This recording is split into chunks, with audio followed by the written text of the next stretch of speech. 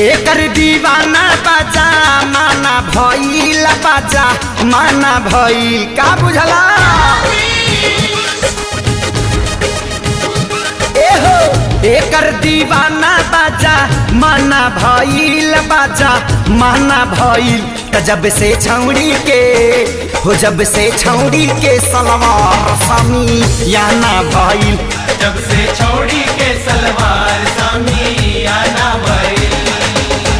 एकर दीवाना बाजा माना भइल बाजा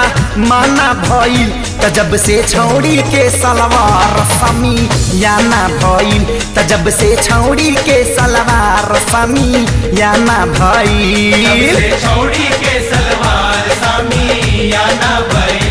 जब से छौड़ी के सलवार सामी याना भइल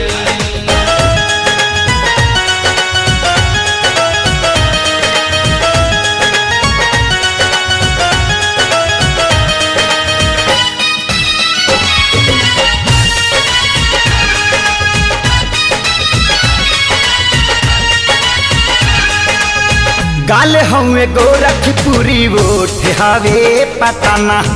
मन करे चूम ले बन जाई चटना करे जा गाल हवे गोरखपुरी ओठ हवे पताना मन करे चूम ले बन जाई चटना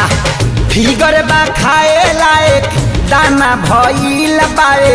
दाना भइल त जब से छौड़ी के सलवार सामी याना भइल जब से छौड़ी के सलवार सामी याना भइल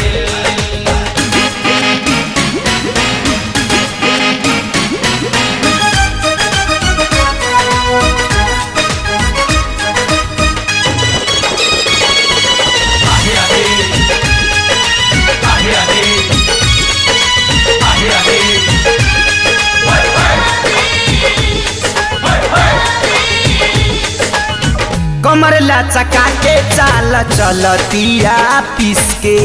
कबदिया सारा लगौले बानी किसके अरे बाप रे बाप एहो कमर लचका के चाल चलतिया पिसके कबदिया सारा लगौले बानी किसके अखिया बाए कर मय खाना भइल मय खाना भइल जब से छौड़ी के सलवार सामी याना भइल जब से छौड़ी के सलवार सामी याना भइल जब से छौड़ी के सलवार सामी याना भइल जब से छौड़ी के सलवार सामी याना भइल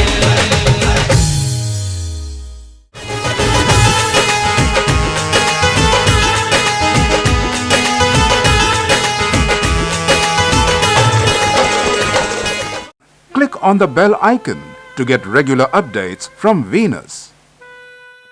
For more entertainment, log on and subscribe to www.youtube.com/VenusBhojpuri.